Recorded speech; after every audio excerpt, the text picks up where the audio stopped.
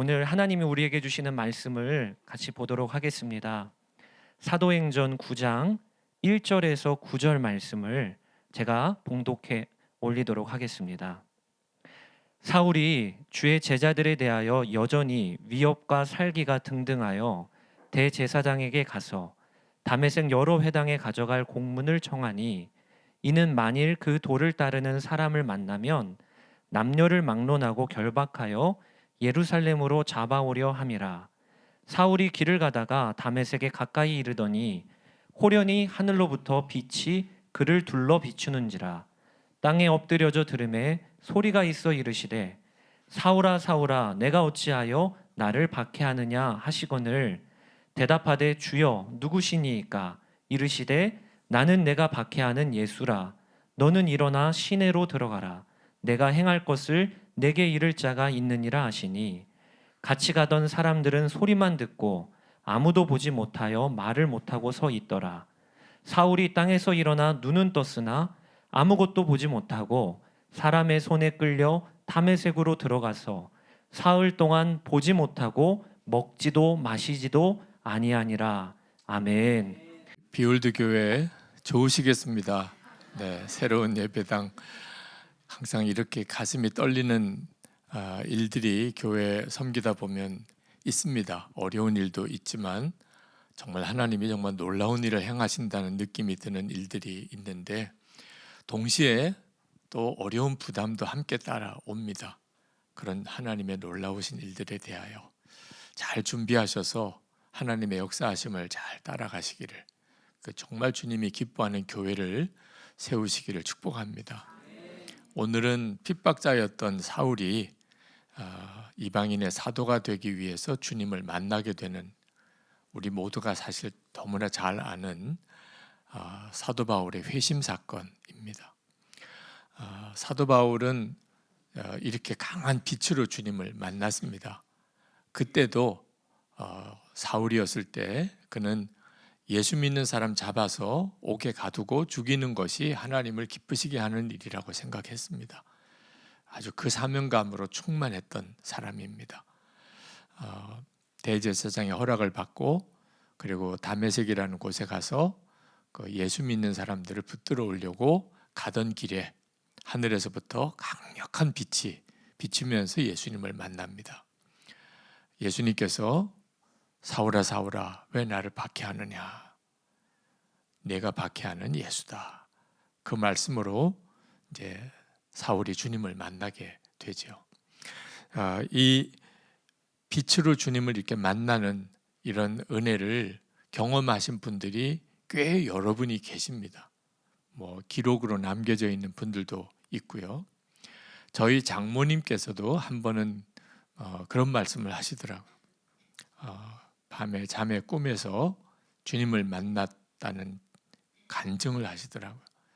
문이 이렇게 열리는데 너무나 강력한 빛이 비치더래요. 눈앞에 어떤 것이 휘장에 쌓여져 있는 것을 보았대요. 마치 주님이 선물로 주시는 것처럼. 그러면서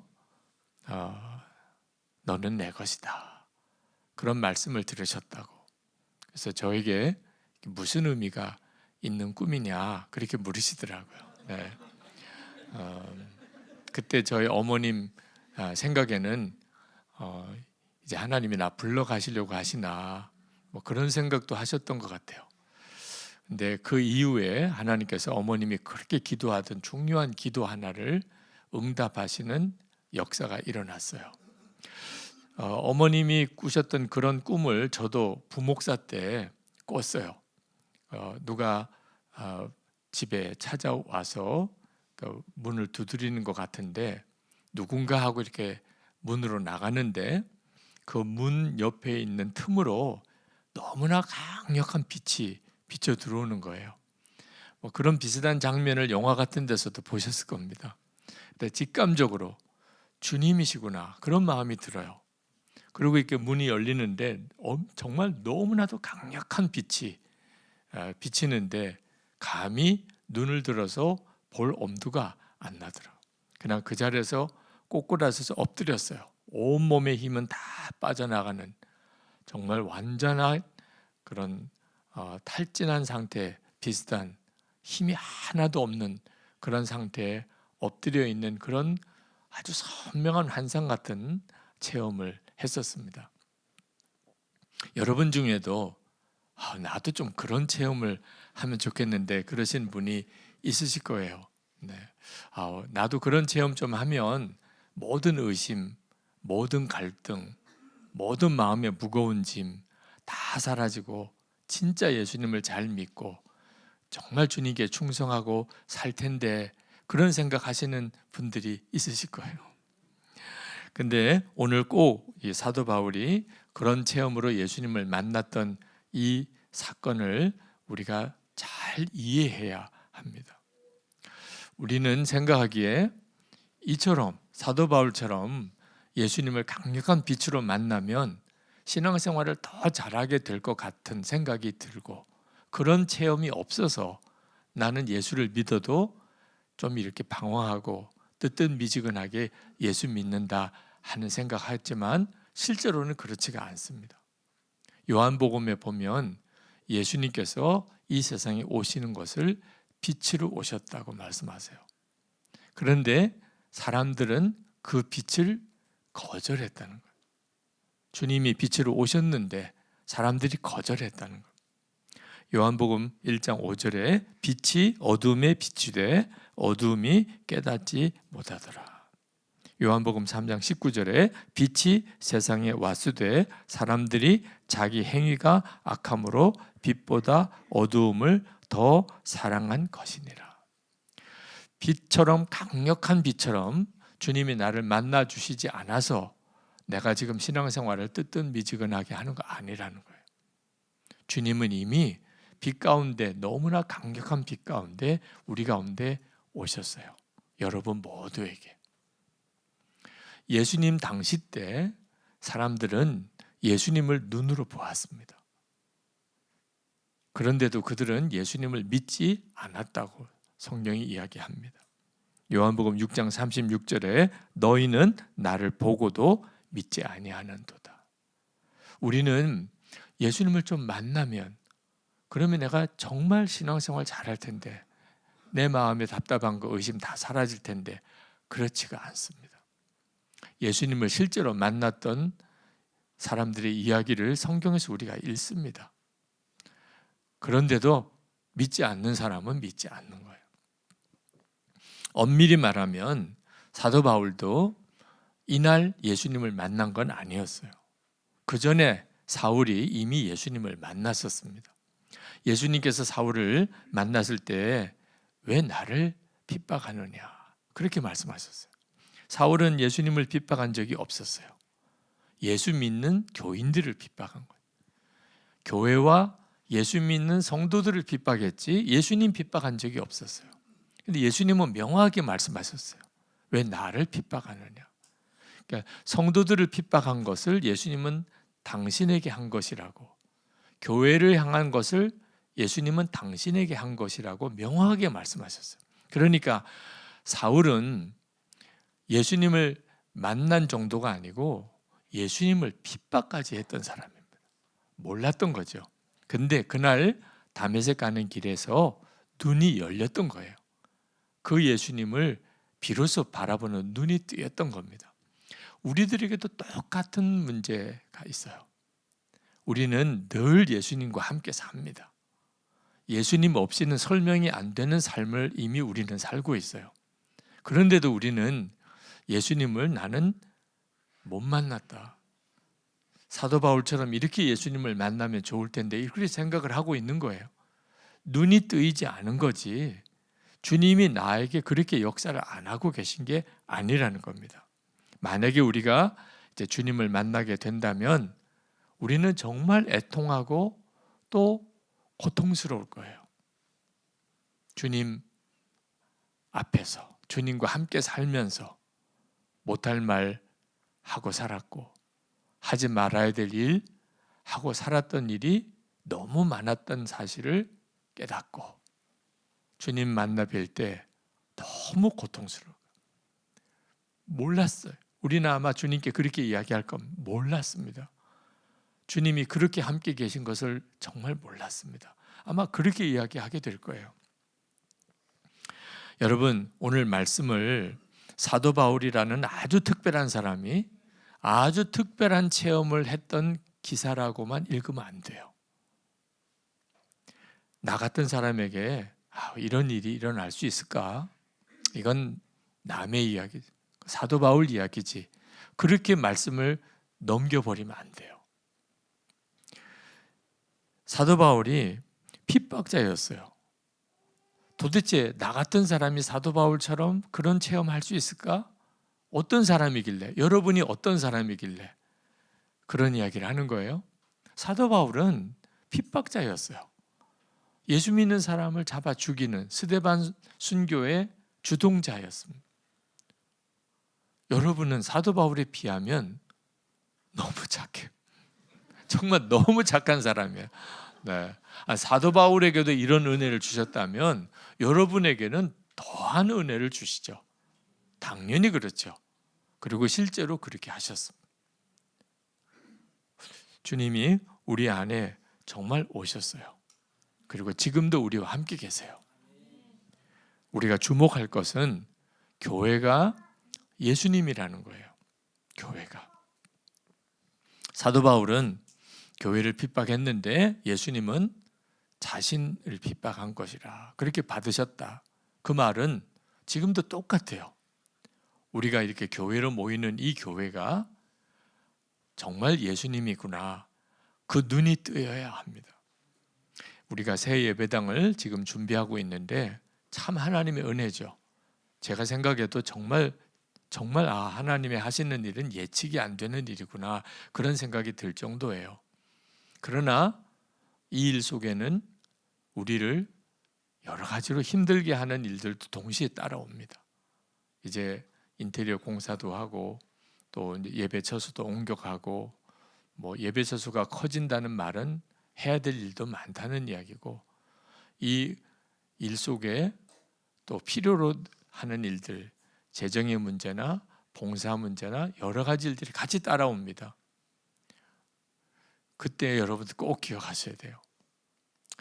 눈에 보이는 일들 하나하나 힘들고 어려운 일들에 반응하다 보면 맨 불평과 원망 나올 일밖에 안 돼요. 근데 주님의 역사하시는 그 점을 주목해 봐야 돼요. 주님이 하시는 일. 사실 우리가 이렇게 교회로 모인 이 교회에 오늘 우리가 모인 이 교회 안에 주님의 역사가 있어요. 우리 눈에는 지금 주님은 안 보이시지만 우리 한 사람 한 사람 안에 예수님이 와 계시고 우리를 이 교회로 모아주시는, 그러니까 오늘 이렇게 예배를 드리고 있잖아요. 우리 찬양 인도하고 안내도 쓰시고 영상과 뒤에 음향도 섬기시고 여러분들이 이렇게 교회에 와서 예배 드리도록 주차 안내나 봉사도 하시고 이렇게 하시는 그분이 주님이신 거예요.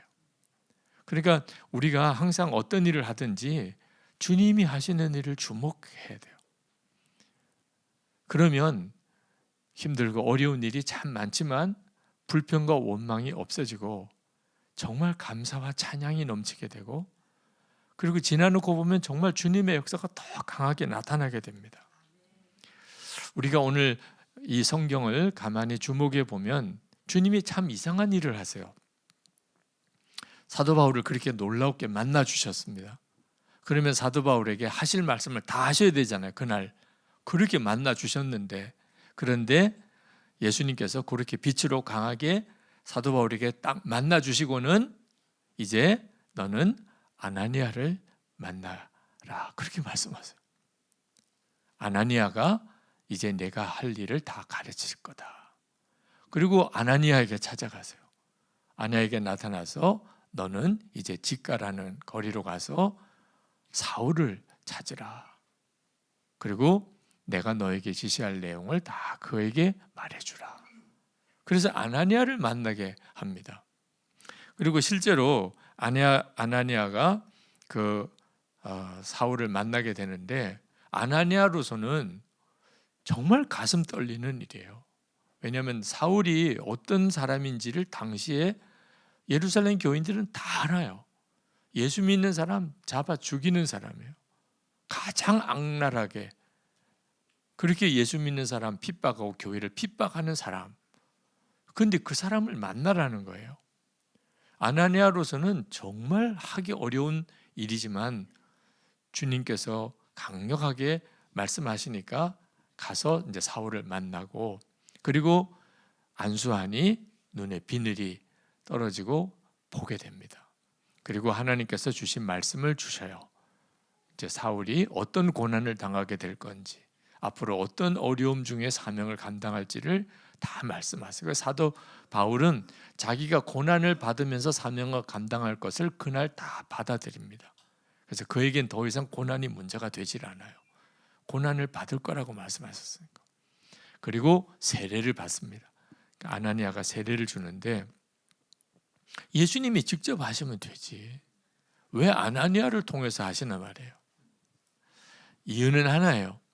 사울을 그때 당시에 예루살렘 교회와 초대 교회의 공동체 속으로 들어오게 하기 위해서.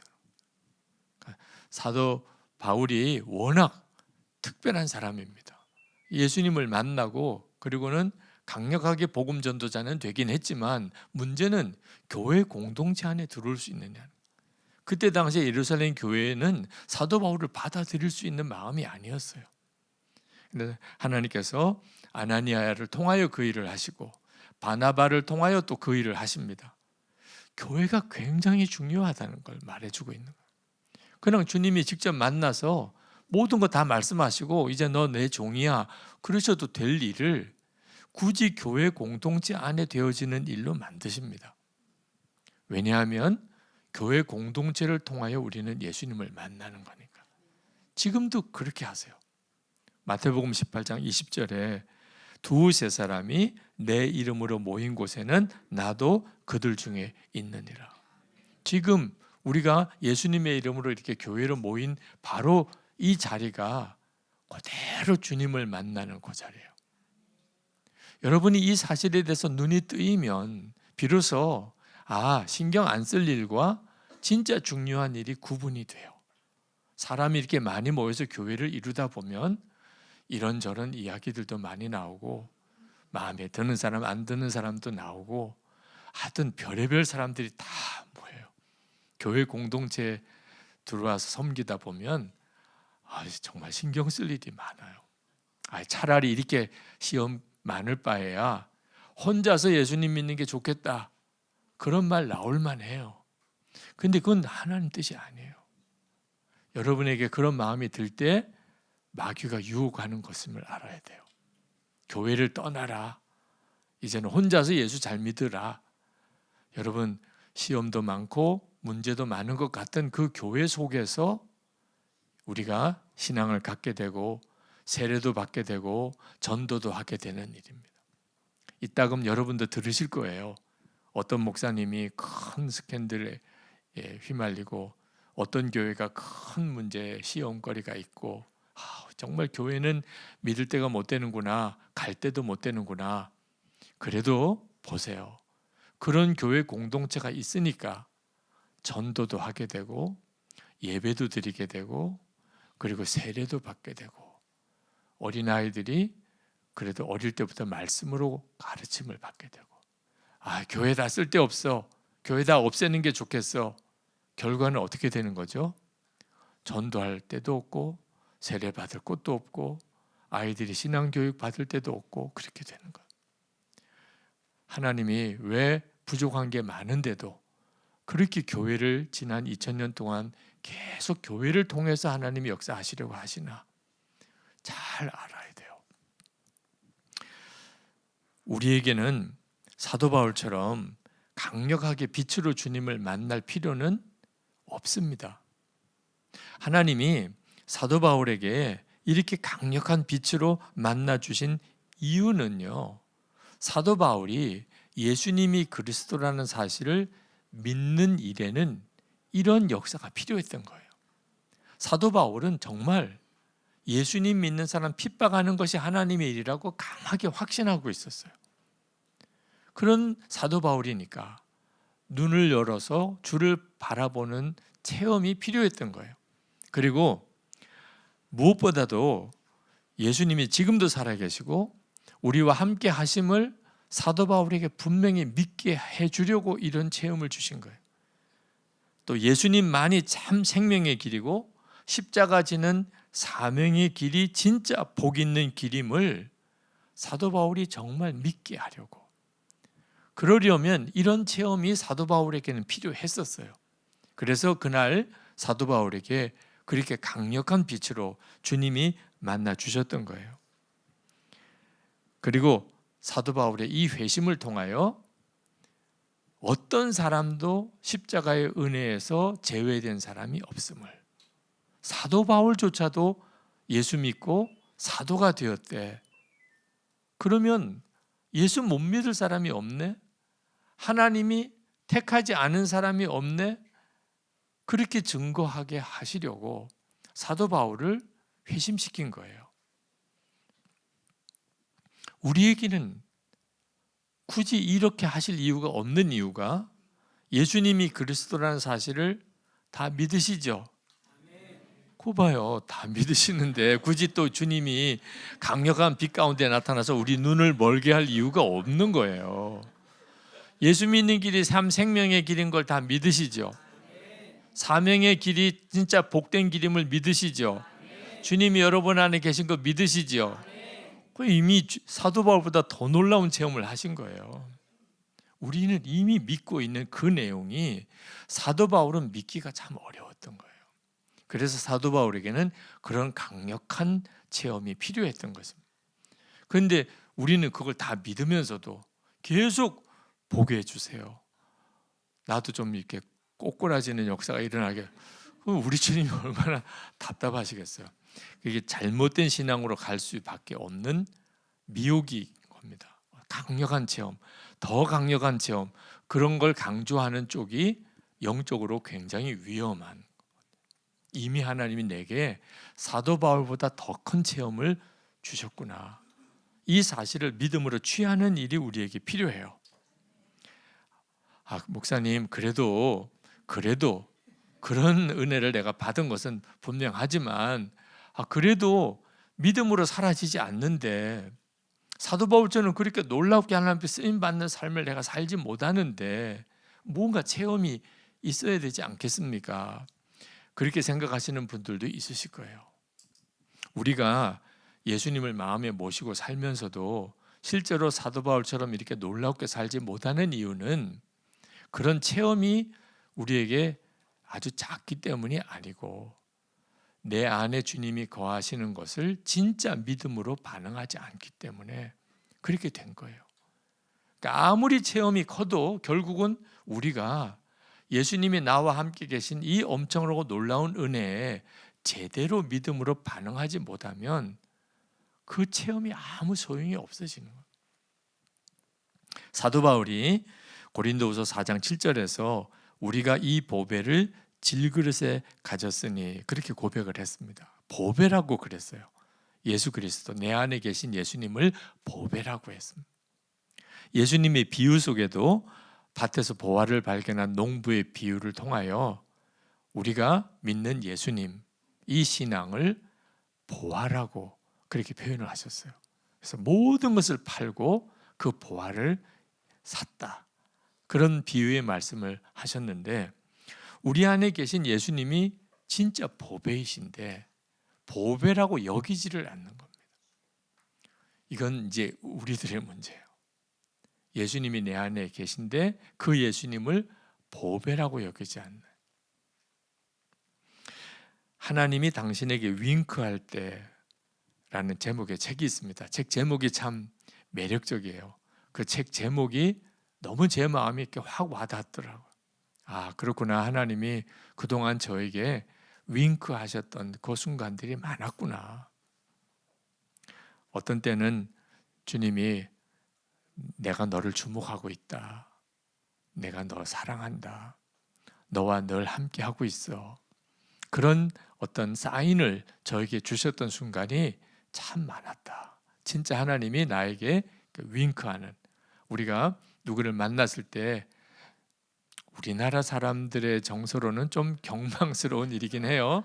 윙크. 어린애들한테 뭐 잠깐 윙크하는 일은 사랑을 표현하는 방법일 수도 있겠지만, 하여튼 그렇게 누가 나를 안다고, 나를 사랑한다고 그렇게 눈 웃음을 이렇게 하실 때는 너무 좋지요. 하나님이 그렇게 하신다는 거예요. 그래서 그날 그 마음이 너무 간절해서 제가 페이스북에다가 그 글을 올렸어요.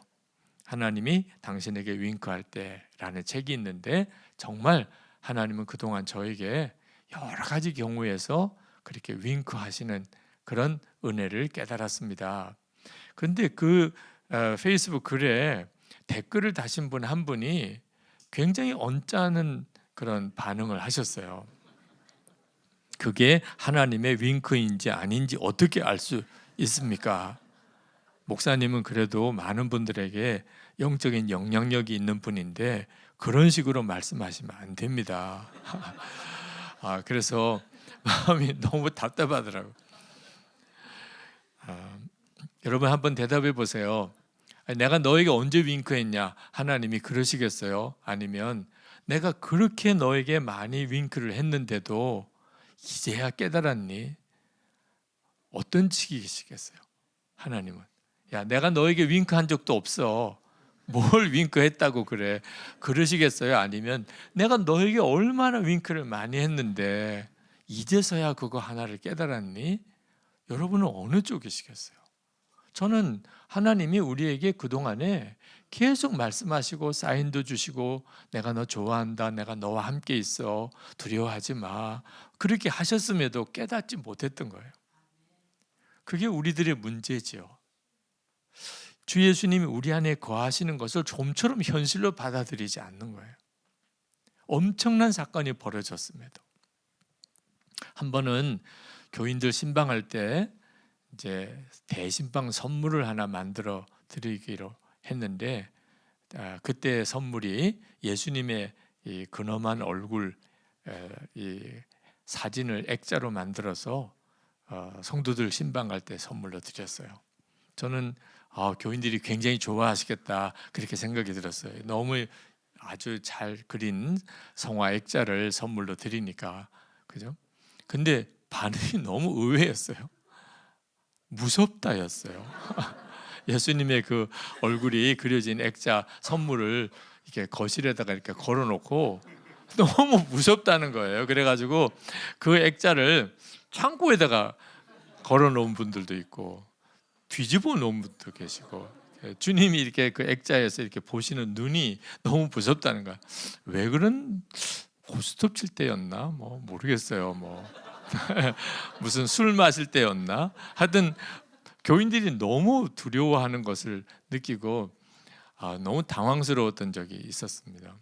근데 예수님이 우리와 늘 함께 계시는 것을 그저 이렇게 사진으로 보면서 우리가 늘 상상하자, 그런 말씀 아니에요. 진짜 주님은 실제로 우리와 함께 계시거든요. 그 액자가 무서우면 삶을 바꿔야 되는 거죠. 네. 그건 심각한 문제가 있는 거죠. 우리에게 있어서 문제는 주님이 나와 함께 계심에도 그것을 실제로 내가 믿음으로 반응하지 않는 겁니다.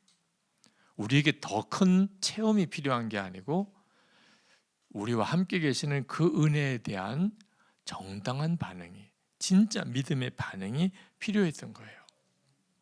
미국의 유명한 설교학자인 스티븐 라슨이 예수님 때문에 당신의 삶이 변화되지 않았다면 당신이 만났던 예수는 다른 예수다. C.S. 루이스가 삶의 변화가 없는가? 그렇다면 아직 예수님을 제대로 만나지 못한 것이다. 우리가 이미 다 예수님을 다 만났고, 만난 정도가 아니고 우리 안에 오셨음에도 우리의 삶에 사도 바울과 같은 극적인 변화가 없는 이유는 체험이 작아서가 아닙니다. 우리가 믿음으로 진짜 반응을 안 하니까 문제인 거예요. 우리가 예수님 마음에 거하신 것이 이제 진짜 믿어지게 되면 그때부터 우리는 오직 예수님, 반드시 예수님, 항상 먼저 예수님, 이런 태도가 돼요. 예수님의 사람 제자훈련 끝나고 이제 수료식 때 어느 교우가 그런 간증을 하시더라고요. 자기가 예수님의 사람 제자 훈련을 받고 가장 은혜 받았던 부분이 이 단원이었다는 거예요. 내 안에 계신 예수님. 그건 한마디로 망치로 머리를 한 대 맞은 것과 같은 충격이었습니다. 예수님이 내 안에 정말 계시다면 죄 짓는 것이 어려워야 맞다고 하신 말씀은 한 번도 생각해 보지 못했던 말이었습니다. 저는 그동안 내 안에 계신 예수님을 인정하지 않고 무시하며 살았음을 고백할 수밖에 없었습니다. 그날부터 내 안에 계신 예수님이란 메시지는 하루 종일 묵상거리였습니다. 그날 이후 계속 무언가를 할 때마다 예수님 해도 되나요? 라고 묻게 되었습니다. 물론 순간순간 예수님을 잊어버리는 시간들도 있지만 계속 다시 의식하며 예수님과 하나 된 삶을 살기를 날마다 결단하고 있습니다. 이 제대로 된 반응이죠, 믿음이. 그래서 이제 예수 동의 일기를 쓰게 되기도 한 거예요. 그냥 그렇게 믿으십시오 이렇게만 해서는 안 되는 문제라는 걸 알게 되고 매일 내가 얼마나 믿음으로 주님께 반응하고 있는지를 기록해 보시라고 한 거예요.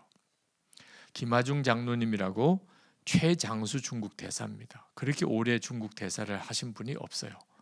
우리나라 외교사에. 하여튼 대단한 분이신데 그분이 김대중 대통령의 외교 비서관이었을 때 그는 항상 대통령에게 결재를 받으러 들어가기 전에 하나님께 기도하는 것을 철저하게 지켰어요. 대통령의 결재인데 하나님이 역사해 주세요.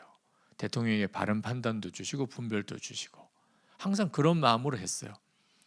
참 어려웠던 우리나라 외교가 참 어렵습니다. 중국, 북한, 일본, 미국 이 사이에서 지금도 그렇죠. 근데 그 김하중 장로님이 그 가운데서 아주 탁월하게 그 직책을 감당할 수 있었던 이유가 기도였어요. 한 번은 김대중 대통령 비서관으로 있을 때 급하게 어떤 일을 이제 대통령에게 보고해서 결재를 맡아야 되는데 너무 급하다 보니까 대통령 앞에 섰을 때 기도를 안 했다. 이런 생각이 딱 드는 거예요. 아, 기도를 안 하고 지금 대통령 앞에 결재판 서류를 내고 있는 거예요. 그래서 그때 어떻게 해야 되나 하다가 각하 제가 깜빡 잊고 가지고 오지 못한 게 있습니다. 제가 사무실에 가서 가져오겠습니다. 그래도 되겠습니까? 그래서 대통령이 그렇게 하라고. 그래서 나와서 그 자리에서 하나님 앞에 간절한 마음으로 기도하고 다시 똑똑하고 들어갔다고. 우리가 진짜 주님 앞에서 그런 마음을 가져야 하는 거예요. 항상 주님 앞에 먼저 묻고 항상 기도하고 응답받고 항상 주님 의식하고 무슨 말이든 무슨 행동이든지 그렇게 해야 되겠다. 그렇게 해야 돼요. 사도 바울은 9절에 보면 예수님 만나고 완전히 사람이 뒤집어집니다. 사흘 동안 보지 못하고 식음을 전폐했다. 충격이 말할 수가 없었어요. 그런데 사도 바울이 극적으로 바뀌는 일이. 근데 저도 예수님이 제 안에 계시다는 사실, 나는 죽고 예수로 사는 이 복음을 알고 난 다음에 그런 충격을 받았어요. 굳이 예수님을 그렇게 강한 빛으로 보아야만 사람이 충격을 받는 게 아니에요. 여러분 진짜 지금 예수님이 여러분 안에 계시다. 이 사실을 정말 믿음으로 받아들이게 되는 순간 여러분의 인생은 이제 옛날의 삶이 아니에요. 예수님은 나와 함께 계시다. 내가 이 사실을 반드시 믿고 살리라. 그때부터 어떻게 옛날처럼 살아요? 여러분 별의별 충동도 욕구도 생각도 여러분 안에 많이 일어나요. 그죠?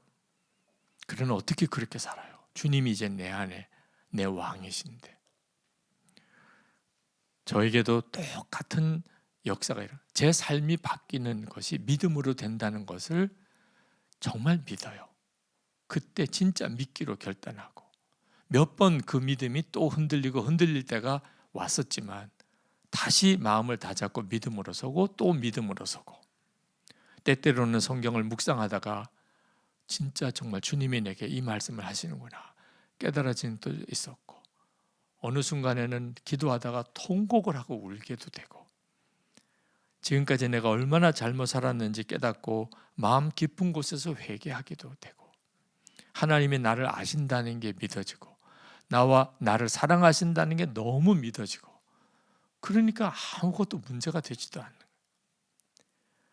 나만 들은 것임에도 불구하고 마치 천둥 소리가 들리는 것 같이 주님의 음성을 들은 것이라고 고백할 수밖에 없는 일들도 있고, 그렇게 주님이 이끄시더라고요. 여러분, 주님은 지금 우리와 함께 계세요. 우리는 사도 바울이 체험했던 그 체험을 그대로 사실 하고 있는 겁니다. 우리가 진짜 그 믿음으로 주님을 바라보고 또 순종하고 나가기 시작하면 강력한 빛으로 주님을 만났던 사도 바울의 그 삶을 우리도 그대로 살게 됩니다. 그러나 주님을 빛으로 만난 게 아니고 빛 가운데서 살아요. 요한복음 3장 20절 21절에 악을 행하는 자마다 빛을 미워하여 빛으로 오지 아니하나니 이는 그 행위가 드러날까 하며, 진리를 따르는 자는 빛으로 오나니 이는 그 행위가 하나님 안에서 행한 것임을 나타내려 함이라 하시니라. 아멘. 우리는 계속 빛 가운데 살아가는 존재가 되었습니다. 꼭 비올드 교회 모든 성도 여러분, 그리고 교회가 마치 사도 바울이 주님을 만난 그 은혜의 체험을 분명히 한 성도들의 공동체가 되기를 축복합니다.